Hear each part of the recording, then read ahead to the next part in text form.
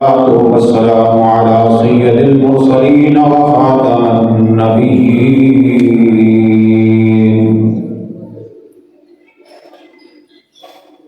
وإمام الأولين والآخرين وعلى كل ملائكتك المقربين وعلى عباد الله الصالحين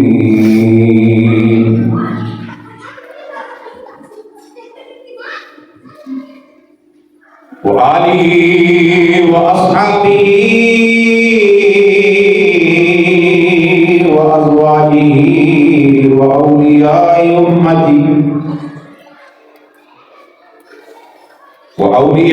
أمته وعلماء ملته وطلباء أهل سنته أجمعين. أما بعد، أعوذ بالله من الشيطان الرجيم. بسم الله الرحمن الرحيم. يا أيها الذين آمنوا اتقوا الله وكونوا مع الصادقين.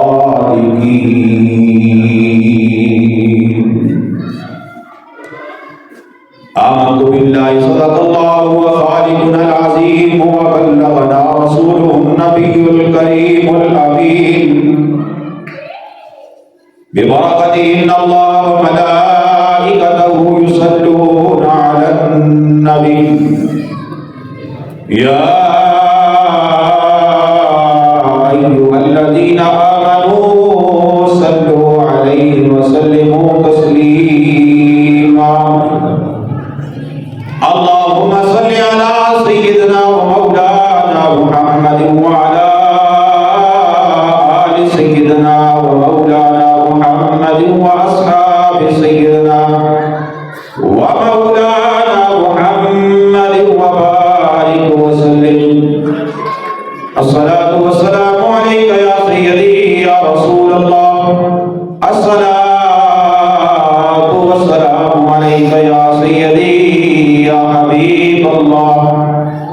الصلاة والسلام عليك يا سيدي يا رحمة للعالمين وعلى آلك وأصحابك يا سيدي يا خاتم النبيين. اللہ جل جلالہ کی حمد و ثنا محبوب کبریا احمد مصطفیٰ جناب محمد مصطفیٰ صلی اللہ علیہ وآلہ وبارک وسلم کی بارگاہ اقدس کے اندر ہدیہ درود عرض کرنے کے بعد واجب الاحترام عزتوں اور تقریم کے قائم بزرگوں، جوان نوجوان ساتھی، وزیر بچوں، السلام علیکم ورحمۃ اللہ وبرکاتہ۔ بہت ہی مختصر سا وقت ہے، کوشش کریں کہ جمعۃ المبارک کے ان بابرکت لمحات کے اندر کہ جن کے اندر اللہ تبارک و تعالیٰ کی طرف سے رحمتوں کا نزول ہوتا ہے اور انسان کے اللہ کے ذکر کی طرف جانے کی وجہ سے اللہ تبارک و تعالیٰ اس کے گناہوں کو معاف فرماتا ہے۔ تو ان لمحات کے اندر جس قدر ممکن ہو سکے جلدی کی کوشش کیا کریں۔ ویسے بھی الحمدللہ وقت پر نماز کی ادائیگی کی صورت بن سکے۔ میں نے جو آیت مبارکہ پڑھی ہے، یا ایھا الذین آمنوا اتقوا اللہ وکونوا مع الصادقین، اللہ رب العزت قرآن مجید برہان رشید کے اندر ارشاد فرماتا ہے کہ اے ایمان والو، اللہ تبارک و تعالیٰ سے ڈرو اور سچوں کے ساتھ ہو جاؤ۔ اب اللہ سے ڈرنے کا مطلب جس انداز کے اندر بھی آپ لے لیں، سب سے پہلے تو ہمارے اندر ڈر یہ ہونا چاہیے، خوف یہ ہونا چاہیے کہ رب ذوالجلال نے اگر ہمیں انسان اشرف المخلوقات بنا کر دنیا کے اندر بھیجا ہے تو اللہ تبارک و تعالیٰ کے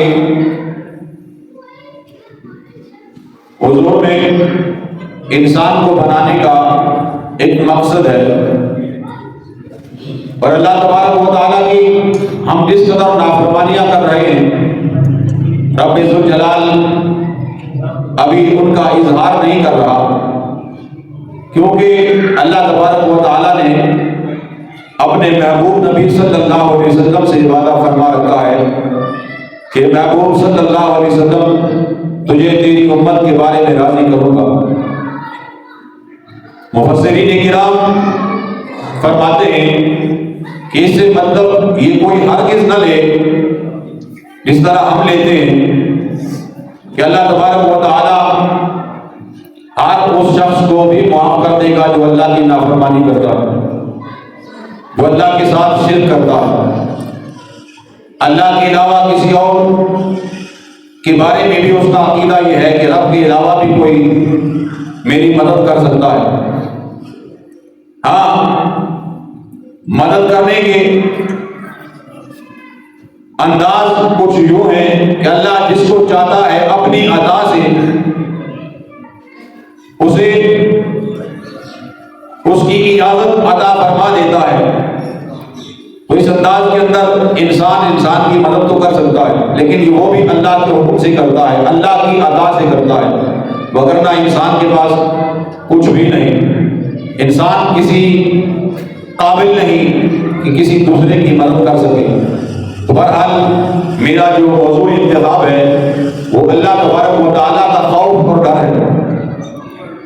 اللہ تبارک و تعالیٰ کا خوف ہم میں اس قدر بھول گیا ہے، اس قدر ہم اس سے ناآشنا ہو چکے ہیں کہ اللہ تبارک و تعالیٰ کے حکموں کی ہم تعمیل کرنے سے قاصر ہیں، اور سمجھتے یہ ہیں کہ ہم سب سے بڑے عاشق رسول ہیں، ہم سب سے بڑے متقی تقوی والے پرہیزگار لوگ ہیں۔ یہ صرف ہماری سوچ ہے، وگرنہ اللہ کے محبوب صلی اللہ علیہ وسلم کے تمام صحابہ کرام علیہم الرضوان اللہ تبارک و تعالیٰ کا خوف دلوں کے اندر سجاتے ہوئے، اس کی خشیت کو اپنے دلوں میں جگہ دیتے ہوئے رب تعالیٰ کی بارگاہ کے اندر سر و سجود ہوا کرتے تھے، جیسے کہ اللہ تبارک و تعالیٰ نے قرآن مجید قرآن رشید کے اندر بار بار ارشاد فرمایا کہ میں ان لوگوں سے راضی ہوں اور یہ میری رضا پر راضی ہیں۔ جب بندہ اللہ تبارک و تعالیٰ کی رضا پر راضی ہو جاتا ہے تو رب تعالیٰ بھی اس پر مہربان ہو جاتا ہے، پھر اس پر اللہ راضی ہو جاتا ہے۔ لیکن ہم ہر کسی بھی حال کے اندر خوش نہیں ہیں، اور اس کی مثال یوں لے لیجیے کہ اگر اللہ تبارک و تعالیٰ کی رحمت زیادہ برسنا شروع ہو جائے، تمنے کا نام نہ لے، تو اس وقت بھی ہم شکوہ کرتے ہیں، شکایت کرتے ہیں، اور اگر یہ رک جائے اور نہ برسے تو پھر بھی ہم رب تعالیٰ سے اس کا شکر ادا نہیں کرتے بلکہ ناشکری کرتے ہیں، اور اگر گرمی زیادہ ہو جائے پھر بھی ہم ناشکری کرتے ہیں، سردی زیادہ ہو جائے پھر بھی ہم ناشکری کرتے ہیں، تھوڑا سا امتحان آ جائے پھر بھی ہمیں ناشکری ہوتی ہے۔ حالانکہ اللہ کے محبوب فرماتے ہیں کہ صاحب ایمان انسان کو اگر کانٹا بھی چبھتا ہے نا، کانٹا، تو اللہ تبارک و تعالیٰ اس پر بھی مومن کو اجر دیتا ہے۔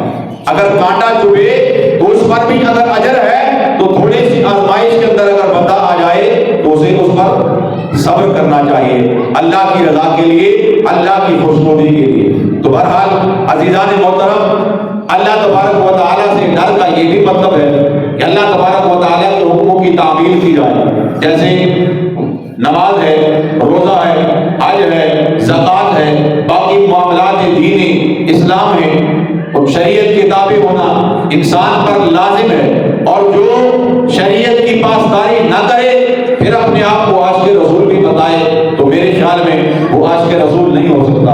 اس لیے کہ اللہ، میں نے بہت دفعہ کہا، پتہ نہیں یہ بات آپ کے سروں کے اوپر سے گزر جاتی ہے، عاشق تو وہ ہوتا ہے جو اپنے جس سے عشق کیا جاتا ہے اس کی ہر ادا کو وہ اپنا محور سمجھ لیتا ہے، اپنا مسکن سمجھ سمجھ لیتا ہے، اس پر اپنے آپ پر وہ لازم کر لیتا ہے، اس کی ہر ادا محبوب کبریا صلی اللہ علیہ وسلم کی ادائیں، تو بات کی بات ہے اللہ کے محبوب صلی اللہ علیہ وسلم نے جو ہمارے لیے تحفہ لایا، جسے اللہ کے محبوب نے فرمایا الصلاۃ معراج المومنین، یہ نماز مومنین کی معراج ہے۔ اس لیے ماہ مبارک چونکہ رجب شریف ہے، اس کی 27ویں شب ہم ہر سال اعلان کرتے ہیں، اور ہم ہر سال یہ بھی سمجھتے ہیں، دعوت کا اہتمام بھی کرتے ہیں اپنے گھروں کے اندر کہ شب معراج اللہ تبارک و تعالیٰ نے اپنے محبوب صلی اللہ علیہ وسلم کو اپنے جلوے دکھائے، معراج عطا فرمائی۔ ہم سال کے بعد اللہ کے محبوب کے معراج شریف کا تذکرہ تو کرتے ہیں، لیکن اللہ کے محبوب نے ہمیں 5 مرتبہ روزانہ کی بنیاد پر جو معراج عطا فرمائی اس سے ہم بے خبر ہیں۔ اللہ کے محبوب کو تو اللہ تبارک و تعالیٰ نے اپنے پاس بلا کر اپنا دیدار کروایا نا، تو اسی معراج کہا گیا، اور اس شب کو شب معراج کہا گیا، جس رات کے اندر اللہ تبارک و تعالیٰ نے اپنے محبوب صلی اللہ علیہ وسلم کو اپنے جلوے عطا فرمائے۔ اور قرآن مجید برہان رشید کے اندر 2 مقامات پر اللہ تبارک و تعالیٰ اس معراج کے واقعے کا تذکرہ کرتا ہے۔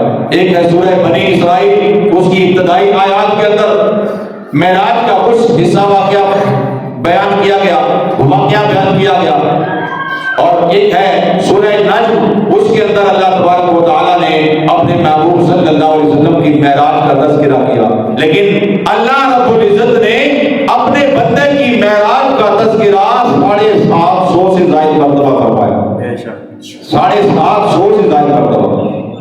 ہم ہر اس بات کو اپنا لیتے ہیں کہ جو ہمیں سال کے بعد کرنی ہو، جو ہمیں کبھی کبھار کرنی ہو، لیکن جو ہم پر میں نے 11ویں شریف کے موضوع پر بھی کہا تھا کہ 11ویں شریف جو کہ مہینے کے بعد ہم لوگ مناتے ہیں، اس لیے بڑی خوشی خوشی اس کا لنگر شریف کا اہتمام بھی کرتے ہیں، اور دعا کے اندر شرکت کی بھی ہماری آرزو رہتی ہے کہ ہو سکتا ہے اس کی وجہ سے ہماری بخشش ہو جائے۔ لیکن نماز جو فرض ہے، اللہ کا حکم ہے، کسی حالت کے اندر معاف نہیں، اس کی طرف ہم نہیں جاتے، اس کی طرف ہمارا دھیان نہیں ہے، اس کی طرف ہماری رغبت نہیں ہے۔ کیوں؟ یہ اللہ کا حکم ہے۔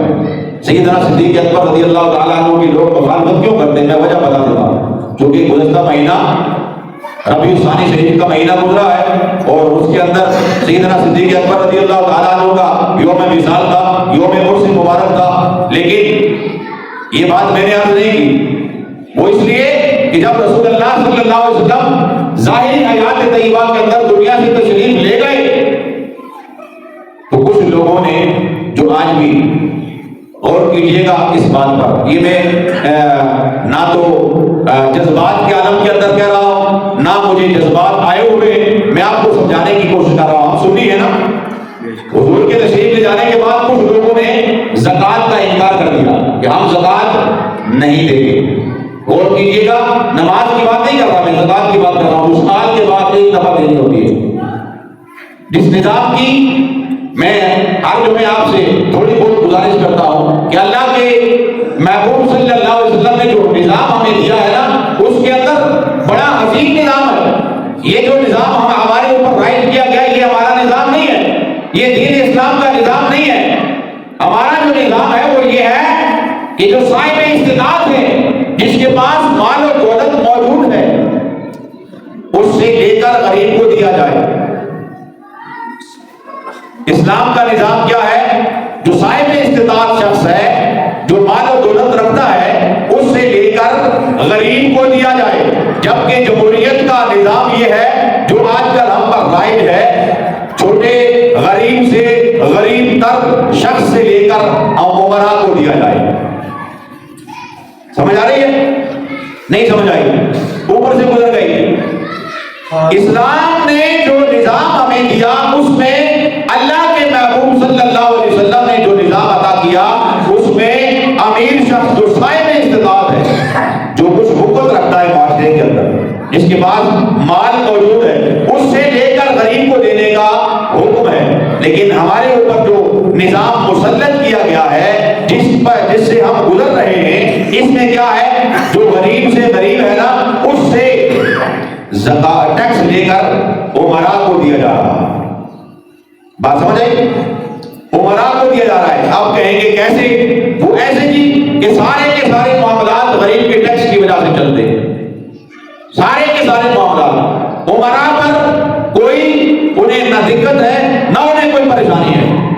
غریب جائے باڑ میں، غریب دن بہ دن غریب سے غریب تر ہوتا جا رہا ہے، امیر دن بہ دن امیر سے امیر تر ہوتا جا رہا ہے. اس کی وجہ کیا ہے؟ اسلام کا نظام نہ ہونا. میں ہمیشہ کہتا ہوں اس ملک کے اندر جس کے اندر میں اور آپ سارے کے سارے آزادی کے ساتھ سانسیں لے رہے ہیں، اس کی بنیاد ہے وہ کلمہ. وہ کلمہ ہے. پاکستان کا مطلب کیا؟ لا الہ الا اللہ. دستور ریاست کیا ہوگا؟ محمد رسول اللہ. 76 برس ہو گئے جی، میں آپ سارے کے سارے ہم اس دستور کے مخالف ہیں. ہم اس دستور کے نفاذ کے لیے کچھ نہیں کر رہے. بہرحال میرا وہ موضوع نہیں ہے. میں صرف آپ کو بات سمجھانے کے لیے وہاں تک نکل گیا کہ اللہ کے محبوب صلی اللہ علیہ وسلم نے جو دستور ہمیں دیا نا وہ بڑا حسین ہے. وہ بڑا حسین ہے. اس کے اندر غریب کو بھی امتیاز حاصل ہے، غریب کو بھی اعزاز حاصل ہے، غریب کو بھی شرف حاصل ہے. جتنے آپ جملے کہیں گے میں اتنے زیادہ رہوں گا کہ اللہ تبارک و تعالیٰ نے غریب کو بھی ایک مقام اور مرتبہ دیا ہے. لیکن یہ جو ہمارے اوپر جس کے ہم نعرے لگاتے ہیں اور بڑے جوش اور خروش سے ایک دوسرے سے ہم تلخیاں کر لیتے ہیں، رشتہ داریاں برادریاں چھوڑ دیتے ہیں، تعلق داری چھوڑ دیتے ہیں، ایک دوسرے کے گریبان پکڑ لیتے ہیں، ایک دوسرے کو حتی معاذ اللہ ثم معاذ اللہ قتل تک ارادہ ہمارا چلا جاتا ہے.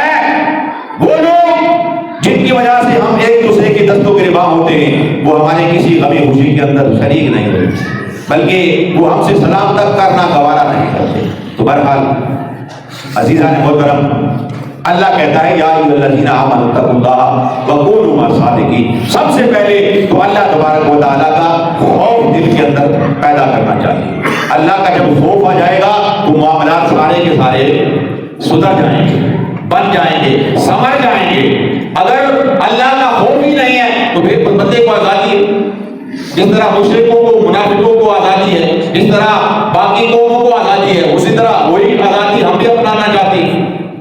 لوگ ہمارے نظام کو اپنانے کی طرف آ رہے ہیں. بہت سے ممالک نے اللہ کے دین کے اس نظام کو اپنا لیا اور ہم نے اپنا دین چھوڑ کر انگریزوں کے نظام کو اپنا لیا.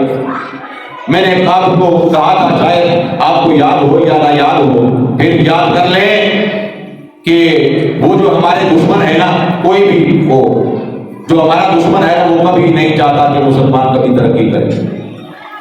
وہ چاہتے ہیں کہ مسلمان ہمیشہ مغلوب رہیں، ہم ان پر حکومت کریں. مغلوب کا مطلب کیا ہوتا ہے؟ غلامی کرنا. اور ہم غلامی کر رہے ہیں، 76 برس گزر کے کرتے رہیں گے. آئندہ بھی ہمارا جو مزاج بن رہا ہے نا وہ غلامی کرنے کا ہی مزاج ہے. تو بھائیو دوستو، یہ ساری باتیں صرف اور صرف اللہ تبارک و تعالیٰ کا خوف یاد کروانے کے لیے. اور ایک گزارش یہ ہے کہ الیکشن قریب ہے، بس اتنا کیجئے آپ جس پارٹی کو مرضی سپورٹ کریں، مجھے اسے کوئی لینا دینا نہیں، جس کو مرضی سپورٹ کریں، لیکن اپنے بھائیوں کا، اپنے رشتہ داروں کا، اپنے دوست احباب کا گریبان نہ کریں. شائستگی سے جو آپ کو دل کرتا ہے. کیا قیامت کے روز بے شک آپ کو اس کا حساب دینا ہے اور آپ دیں گے، میں بھی دوں گا، آپ بھی دیں گے، لیکن شائستگی سے. ہم جن کے لیے ناراض ہوتے ہیں وہ ہمیں سلام بھی نہیں کرتے. آپس میں شام کو وہ سارے مل بیٹھتے ہیں، پارٹیاں ہوتی ہیں، دعوتیں ہوتی ہیں. بڑے بڑے لوگ وہ جو جن کی وجہ سے ہم ناراض ہوتے ہیں نا، ایک دوسرے کو ہم برا بھلا کہتے ہیں، گالیاں دیتے ہیں، ایک دوسرے کے گریبان چاک کرتے ہیں، وہ لوگ ہمیں سلام بھی کرنا دوبارہ نہیں کرتے. تو اس لیے شائستگی کے ساتھ جس کے ساتھ مرضی آپ کی وابستگی ہے، مجھے کوئی اعتراض نہیں، کیونکہ ہر انسان نے اپنا حساب خود دینا ہے. میں نے کسی کا حساب نہیں دینا، نہ آپ نے میرا حساب دینا ہے. تو بہرحال قیام یہ اتنا ضرور ہے کہ اللہ کا قرآن کہتا ہے کہ اس کے بارے میں کل قیامت کے روز سوال ہوگا کہ خائن انسان کو اگر آپ چوز کرتے ہیں نا، اس کا انتخاب کرتے ہیں، تو کل قیامت میں اس کے گناہ کے برابر کے آپ بھی شریک ہوں. یہ نہیں ہے کہ وہ گناہ کرے گا تو آپ اس سے بری ذمہ نہیں. کل میں اور آپ اس کے جواب دے ہوں گے. بس اتنی سی بات ہے، باقی آپ کی مرضی. لیکن ہمارے معاشرے کے اندر کچھ اصول ہیں زندگی گزارنے کے لیے، زندگی گزارنے کے لیے کچھ اصول ہیں، انہیں اپنا لیجیے۔ مولوی صاحب کی بے شک نہ سنیے، مولوی صاحب کی بات کو کی اہمیت کو بالکل اہمیت نہ دیجیے، کوئی فرق نہیں پڑتا، لیکن اللہ کا جو قرآن ہے نا، یہ اتنی بڑی کتاب ہماری رہنمائی کے لیے آئی ہے، باقی اس کا دنیا میں اللہ کو اتارنے کا مطلب اور کوئی نہیں تھا۔ اللہ نے اپنے رسول صلی اللہ علیہ وسلم کو جو کتاب دے کر بھیجا ہے نا، اس کا صرف مقصد یہ ہے کہ انسان اس سے رہنمائی حاصل کرے۔ یہ انسان کی رہبر ہے اس موجودہ وقت کے اندر، اگر انسان اس سے رہنمائی لینا چاہے، اگر رہبری لینا چاہے۔ سب سے بڑا امام بھی ہے اور سب سے بڑی تقوی اور طہارت والی کتاب یہ ہے، بس اس کے ساتھ جڑ جائیں، مولوی کو بے شک آپ سائڈ بھی کر دیں۔ اللہ تبارک و تعالی ہمیں عمل کی توفیق نصیب فرمائے۔ وآخر دعوانا ان الحمد للہ رب العالمین۔